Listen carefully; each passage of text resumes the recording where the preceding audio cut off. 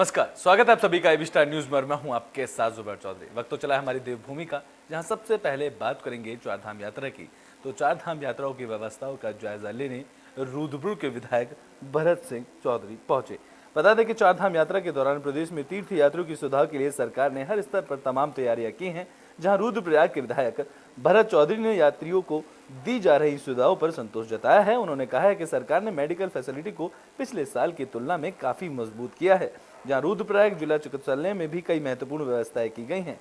इसके अलावा उन्होंने बताया कि जगह जगह पर मेडिकल हेल्थ चेकअप कैंप लगाए गए हैं और सरकार का प्रयास है कि जो तीर्थ यात्री यहां पर आ रहे हैं उनको किसी भी तरह की कोई दिक्कतों का सामना न करना पड़े। विधायक भरत चौधरी ने कहा है कि इस बार पिछली बार की तुलना में रिकॉर्ड संख्या में तीर्थ यात्री चारधाम यात्रा में पहुंचेंगे। देखिए, पिछले वर्ष जिस तरह से यात्रा आई उसको देखते हुए इस बार पर्याप्त इंतजामात किए गए थे प्रशासन के द्वारा और सरकार का भी बहुत फोकस था, बहुत जोर था इस बात पे कि किसी तरह की भी कोई परेशानी जो हमारे तीर्थ यात्री हैं उनको न होने पाए। काफ़ी बेहतर व्यवस्थाएं इस बार की गई थी, लेकिन मौसम पे किसी का जोर नहीं चलता है। आप देख रहे हैं कि पिछले कई सालों में, बल्कि यूँ कहिए कि अपने पूरे जीवन काल में भी इन महीनों में, इस मौसम में इस तरह का बदलाव हमने मौसम में नहीं देखा था। तो उत्तराखंड में बीजेपी ने 2024 में होने वाले लोकसभा चुनाव को लेकर रणनीति बनाई है। जहां बीजेपी पार्टी महाजनसंपर्क अभियान उत्तराखंड में चलाएगी। तो महाजनसंपर्क अभियान की तैयारियों में जुटी पार्टी लोकसभा चुनाव में 2024 के लिए उत्तराखंड बीजेपी की रणनीति बनाई गई है। जहां कांग्रेस और बाकी दलों के प्रत्याशियों को आगामी लोकसभा चुनाव में मात देने के लिए एक नया प्लान बीजेपी की तरफ से बनाया गया है। जहां वोटरों को लुभाने के लिए बीजेपी की ओर से महाजनसंपर्क अभियान की तैयारी की जा रही है। इस अभियान के तहत हर लोकसभा क्षेत्र में 1.25 लाख लोगों के घर पहुंचकर संपर्क किया जाएगा। तो वहीं पार्टी की ओर से नंबर जारी कर मिस कॉल कराई जाएगी, जहां 100 व्यक्तियों के संवाद कर समर्थन लिया जाएगा और उसके बाद प्रधानमंत्री नरेंद्र मोदी की ओर से धन्यवाद पत्र सभी को भेजे जाएंगे। जहां जनसंपर्क अभियान को लेकर बीजेपी प्रदेश प्रवक्ता हनी पाठक ने जानकारी दी, जहां उन्होंने कहा है कि भारतीय जनता पार्टी पहले भी मिस कॉल का अभियान चला चुकी है और लोगों से संपर्क साधने का काम कर चुकी है। मिस्ड कॉल का अभियान शुरू किया गया है। पहले भी अगर देखा जाए तो हम लोगों ने मिस्ड कॉल से लोगों से जुड़ने का अभियान शुरू किया था कि जब भारतीय जनता पार्टी को मिस्ड कॉल से जुड़े, और हम लोगों ने सदस्य बनाने का अभियान पहले भी जोड़ा गया था और शुरू किया था। अभी भी ये अभियान को शुरू किया गया और 1 महीने से ऊपर ये अभियान चलेगा और लोगों को हम लोग अपने साथ जोड़ेंगे। प्रबुद्ध सम्मेलन होगा जिसमें अभी माननीय प्रदेश अध्यक्ष जी ने प्रेस कॉन्फ्रेंस के द्वारा इस चीज़ को बताया भी था। और प्रबुद्ध सम्मेलन करेंगे, वरिष्ठ जनों से मुलाकात करेंगे, प्रधानमंत्री जी विशिष्ट जनों को पत्र लिखेंगे, उनको धन्यवाद देंगे। इस प्रकार के अनेक कार्यक्रम हमारे भाजपा द्वारा शुरू किया गया है और इसको धरातल पर उतारा जाएगा, जिससे हम लोग एक महाजनसंपर्क का कार्य करेंगे और लोगों से मिलना जुलना करेंगे, टिफिन बैठ के करेंगे और लोगों से मिलना और जुलने का कार्य लगातार करते रहेंगे। तो बीजेपी की तरफ से किए जा रहे महाजनसंपर्क अभियान को लेकर कांग्रेस प्रदेश अध्यक्ष ने कटाक्ष किया है। जहां महाजनसंपर्क को लेकर कांग्रेस ने बड़ा बयान दिया है। तो उत्तराखंड में 2024 के लोकसभा चुनाव के जीतने के लिए बीजेपी ने उत्तराखंड में महाजनसंपर्क अभियान की शुरुआत की है। जहां बीजेपी के इस महाजनसंपर्क अभियान पर कांग्रेस प्रदेश अध्यक्ष करण मेहरा ने कटाक्ष किया है। कांग्रेस प्रदेश अध्यक्ष करण मेहरा ने कहा है कि जनता समझ चुकी है कि बीजेपी कितने भी अभियान चला ले उसका लाभ उन्हें नहीं मिलेगा। जहां बीजेपी के नेता जब लोगों के घर जाएंगे तो उन्हें जनता के सवालों का जवाब देना पड़ेगा। जहां महंगाई, बेरोजगारी, भर्ती घोटाले समेत कई सवाल जनता बीजेपी के नेताओं से पूछेगी। जहां कांग्रेस भी इसका बात का इंतजार कर रही है कि बीजेपी के नेता जनता के बीच जाएं और जनता के सवालों का सामना करें। वो कोई भी तैयारी कर रहे हैं, हमारी अपनी तैयारी, हमने चिट्ठियों के बाद आज की चिट्ठी से शुरुआत भी की। हम घर घर अभियान में भी हैं और मैंने जो अभी तक पकड़ा है लोगों से, लोग 2-3 चीज़ों को पकड़ना चाहते हैं। लोग अंकिता के बारे में प्रश्न इनसे करना चाहते हैं। लोग भर्ती घोटाले में जिस तरीके से बॉबी पवार और उसके साथियों की पिटाई करी गई उसके बारे में प्रश्न करना चाहते हैं। लोग इनसे पटवारी पेपर लीक से SSSC भर्ती घोटाले के बारे में बात करना चाहते हैं। लोग 80 करोड़ से ज़्यादा हिंदुओं की आस्था के जोशीमठ की बेकदरी के बारे में इनसे बात करना चाहते हैं। चार धाम में हो रही मौतों के बारे में इनसे बात करना चाहते हैं। लोग अपने बेरोजगार बच्चों के बारे में बात करना चाहते हैं। लोग डेवलपमेंट के बारे में बात करना चाहते हैं। और इन सब चीज़ों के लिए बीजेपी को तैयार रहना चाहिए। वो कितने ही सगुफे छोड़ लें, इसी तरीके की हरकतें इन्होंने। तो बुलेटिन में बात श्रीनगर की कर लेते हैं, जहां मीडिया संवाद कार्यक्रम का आयोजन किया गया। इस दौरान गढ़वाल के सांसद तीरथ सिंह रावत ने बयान दिया है। तो श्रीनगर गढ़वाल में मीडिया संवाद कार्यक्रम का आयोजन किया गया, जिसमें पूर्व मुख्यमंत्री गढ़वाल सांसद तीरथ सिंह रावत ने बीजेपी शासनकाल की उपलब्धियों को सबके सामने रखा। तो वहीं पूर्व मुख्यमंत्री गढ़वाल सांसद तीरथ सिंह रावत ने केंद्र सरकार की सफलता के 9 साल पूरे होने पर गढ़वाल संसदीय क्षेत्र में चलने वाले महाजनसंपर्क कार्यक्रम का शुभारंभ भी किया। जहाँ कार्यक्रम के तहत सांसद ने 9 साल में देश प्रदेश में हुए विभिन्न कार्यों को बखान किया। तो वहीं सांसद तीरथ सिंह रावत ने कहा है कि आने वाले लोकसभा चुनाव में मोदी के नेतृत्व वाली सरकार दोबारा बनेगी, क्योंकि सरकार ने हर वर्ग और योजनाओं से जुड़ा है और सभी को लाभ पहुंचाया है। खंड के अंदर यदि मैं कहूं तो चारधाम सड़क योजना, Bharatmala road, all weather road, national highway तो जगह जगह पट गए हैं। बद्रीनाथ केदारनाथ का विस्तारीकरण, ऐसे जो काम हुए हैं तो सबको दिखता है। तो यही नहीं तो रेल का पहुंचना अपने आप में एक ऐतिहासिक काम है। पहाड़ में ट्रेन का चढ़ना और जो तेजी से काम जिस पे हो रहा है, तो ऐसे बहुत सारे योजना, बहुत सारे काम। और इन की अपेक्षा इस समय 24 में हम और अधिक मतों से, अधिक सीटों से जीत कर आएंगे। या अब ज्यादा नहीं तो आज जिस तरह वृक्ष का भी पूरी तरह यहाँ का। बुलेटिन में बात कर लेते हैं नरेंद्र नगर की, जहां 21 साल से सड़क निर्माण कार्य पूरा नहीं हुआ है, जिसको लेकर ग्रामीणों ने मुआवजे की मांग की है। तो 21 सालों से अधर में लट पड़ी सड़क गुलर तालाब धेरवर मोटर मार्ग निर्माण को लेकर पिछले साल आई आपदा से हुए नुकसान के मुआवजे की मांग को लेकर किसान सभा के बैनर तले ग्रामीणों ने प्रदर्शन किया है। बता दें कि पीडब्ल्यूडी ने सड़क को आधा अधूरा काटकर बीच जंगल में छोड़ दिया है, जिस कारण इस सड़क का उपयोग 10 किलोमीटर कटने के बाद भी अधूरा पड़ा है। इस दौरान पूर्व विधायक ओम गोपाल रावत धरनास्थल पर पहुंचे, जहां उन्होंने ग्रामीणों की मांग को जायज ठहराते हुए प्रदर्शन का समर्थन किया। जहां धरना स्थल से ही उन्होंने लोक निर्माण विभाग के एक्शन को घटनाक्रम के बारे में बताते हुए सड़क निर्माण और मुआवजे पर कार्रवाई करने की बात कही। तो वहीं ग्रामीणों का कहना है कि अगर सरकार और शासन ने उनकी मांगों को नहीं माना तो वो आगे उग्र आंदोलन के लिए बाध्य होंगे। पहले आप लोगों का धन्यवाद करना चाहता हूं जो इतनी दूर पहुंचे।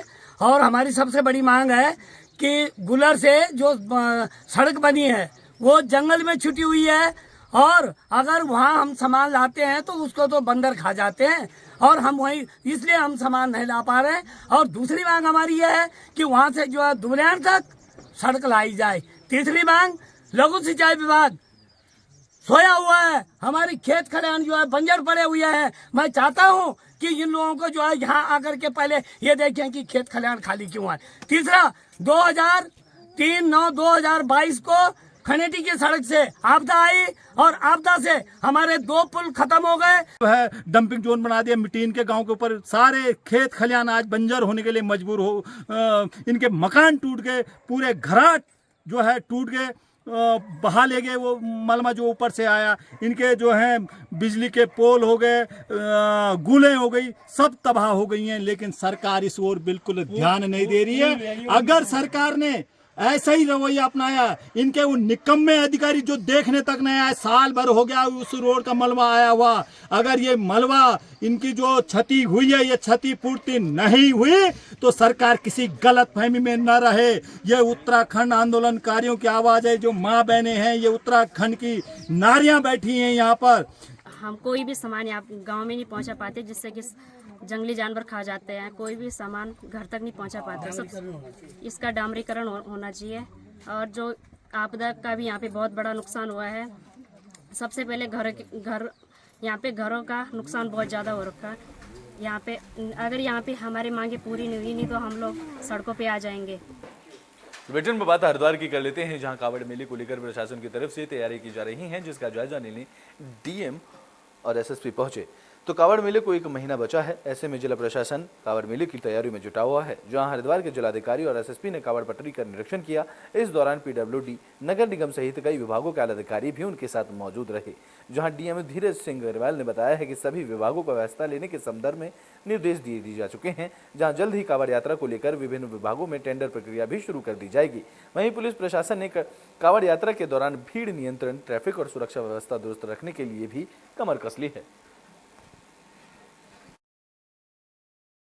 हमारे नहर के अलोंग जा रहा है तो उसको हमारी टीम एसएसपी साहब भी हमारे साथ में हैं और शांति व्यवस्था के दृष्टिकोण से और लोगों की सुविधा के दृष्टिकोण से कि हमें क्या क्या सुविधाएं इनको देनी है। गत वर्षों में जो सुविधाएं हम लोगों ने दी थी उसमें और अच्छा हम क्या कर सकते हैं, इस चीज़ को लेकर हम लोग ये निरीक्षण कर रहे हैं। ऑलरेडी जितने भी डिपार्टमेंट हैं उनको हमने निर्देशित कर दिया कि टेंडरिंग की प्रोसेस की प्रक्रिया वो पूरी कर लें और अपना काम भी शुरू कर दें। तो ये जो यात्रा है प्रारंभ होने में ज़्यादा समय नहीं रह गया है और 1 माह का तैयारी का समय, इसमें जॉइंट विजिट पहले भी हुई थी और आज नए जिलाधिकारी महोदय के साथ जॉइंट विजिट पूरे विभागों के साथ हो रही। जो कमियां हर विभागों को करनी ही पूर्ण, उसको समयबद्ध तरीके से पूर्ण किया जाएगा, क्योंकि सारी व्यवस्था प्रशासन की व्यवस्था रहती है। पुलिस को भी अगर वो व्यवस्थाएं अच्छी रहती हैं तो उसमें कांवड़ यात्रा के समय आम आदमी को भी और कांवड़ियों को भी दिक्कत नहीं आती। इसको देखते हुए सभी विभागों के साथ समन्वय ये विजिट की जा रही है। सर, पिछले कांवड़ में देखा गया था कि 2 पहिया वाहन की तादाद संख्या जो है। तो हरिद्वार में मंदिरों को लेकर पंचायती अखाड़ा महानिर्माणी की तरफ से आदेश जारी कर दिया गया है।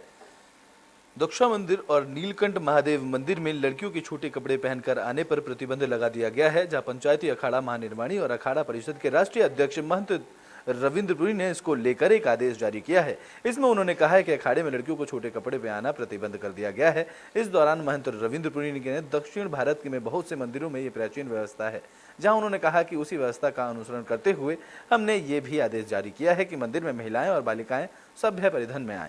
जहां छोटे कपड़े पहनकर आने पर मंदिर में प्रवेश नहीं दिया जाएगा। जहां मंदिर की सुरक्षा में तैनात लोगों को भी इसका पालन करना होगा। तो वहीं श्रद्धालुओं ने कहा है कि हिंदू संस्कृति को बढ़ावा देने के लिए ये नियम बहुत अच्छा है और स्वीकार्य है। ऐसे में नियम के लोगों को सीख मिलेगी और लोग समझेंगे कि भारतीय सभ्यता कितनी महत्वपूर्ण है। भारत के अनेकों मंदिरों में ये परंपरा रही है और आज भी दक्षिण भारत से लेकर के मध्य भारत, महाराष्ट्र आदि राज्य में अभी पिछले दिनों ये हुआ है।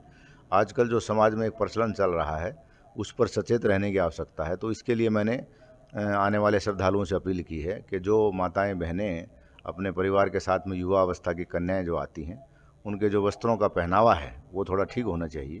तो उसके लिए ये कहा गया, कई बार ऐसे वस्त्र पहन करके कई बार ऐसी आपत्तिजनक स्थितियाँ दिखती हैं, समाज में उससे एक अलग ढंग का संदेश जाता है। तो उसके लिए हमने एक पहल की है और लोगों से अपील किया है कि जो भी गार्जियन या उनके माता पिता या परिवार के लोग साथ में आते हैं उनको समझाएं। युवावस्था के बच्चे जो हैं वो जल्दी हर प्रकार की बुराई की तरफ आकर्षित होते हैं। उत्तराखंड में उत्तराखंड सरकार की तरफ से आंगनवाड़ी कार्यकर्ताओं को स्मार्टफोन दिए जाएंगे, जिसकी जानकारी बाल विकास मंत्री रेखा आर्या ने दी है। तो आंगनवाड़ी कार्यकर्ताओं को स्मार्टफोन देने की कवायद शुरू हो चली है। जो बाल विकास मंत्री रेखा आर्या ने बताया है कि आंगनवाड़ी कार्यकर्ताओं को पोषण अभियान के तहत कई एप्लीकेशन संचालित करने होते हैं, साथ ही आंगनवाड़ी केंद्रों पर भी डिजिटल होते जा रहे हैं। तो वहीं राज्य और केंद्र पोषित योजनाओं की ऑनलाइन माध्यम से की ऑपरेट हो रही है, जिसके लिए जरूरी है कि आंगनवाड़ी कार्यकर्ताओं को स्मार्टफोन दिए जाएंगे। उन्होंने बताया कि इसके लिए केंद्र सरकार को प्रस्ताव भेज दिया गया है। जैसे ही केंद्र सरकार की अनुमति मिलेगी उसके बाद आंगनवाड़ी कार्यकर्ताओं को स्मार्टफोन दिए जाएंगे। देखिए, आंगनबाड़ी कार्यकर्तियों को पोषण अभियान के तहत में विभिन्न प्रकार के ऐप उस मोबाइल के माध्यम से संचालित करने होते हैं और अब लगभग आंगनबाड़ी केंद्र भी डिजिटलीकरण की ओर बढ़ चुका है और केंद्र पोषित योजनाएं और राज्य पोषित योजनाएं अब लगभग जो है वो मोबाइल से ही डाटा उसकी एंट्रीज होना और उसकी रिपोर्टिंग करना, ये सब चीजें जो है अब मोबाइल के माध्यम से किया जा रहा है। मैं समझती हूँ कि 2018 से ही हमने इस व्यवस्था को लागू कर दी थी, जिसका फंड भारत सरकार की ओर से प्राप्त हो रहा था, क्योंकि 2018 से लेकर अभी तक का काफी लंबा समय। तो ब्रिटेन में बात देवप्रयाग की कर लेते हैं, जहां एक युवक गंगा नदी में डूब गया, जिसके बाद जल पुलिस के जवान ने युवक की जान बचाई है। तो उत्तराखंड पुलिस गंगा नदी में डूबते हुए व्यक्ति के देवदूत बनकर सामने आई है, जो दरअसल देवप्रयाग में एक युवक अचानक गंगा नदी में गिर गया और वह नदी के तेज बहाव में आगे बहने लगा। लेकिन इस दौरान मौके पर तैनात जल पुलिस के जवान ने जल्दबाजी दिखाते हुए छलांग लगाकर बीच नदी में तैरकर डूबते हुए युवक की जान बचाई। जिसके बाद जवान की तरफ से युवक को नदी से बाहर लाया गया और मौके पर प्राथमिक उपचार देकर अस्पताल पहुंचाया गया। बता दें कि डूबने वाला युवक हिंडोल खाल देवप्रयाग के क्षेत्र का बताया जा रहा है।